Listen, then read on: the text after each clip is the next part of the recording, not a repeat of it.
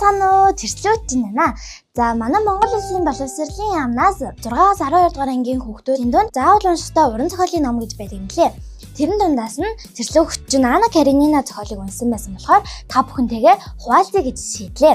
За энэхүү том зохиол маань Оросын авгаа зохиолч Лев Николаевич Толстойн зохиолоо дэлхийд сая хувь борлуулагдаж маш олон үндэсний хэлээр орчуулагдсан эмэгтэй гол дүртэй ном Анна Каренинагаас өөр бараг байхгүй зэ. Зохиолж байгаа тухай дурдвал 1851 онд анхны бүтээлээ хэвлүүлээд түүнээс хойш 100 гаруй бүтээл туурсан юм лээ.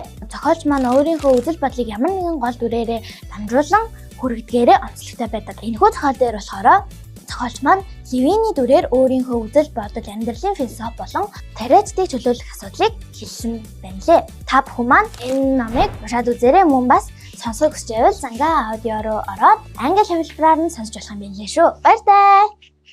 Сайн байна уу?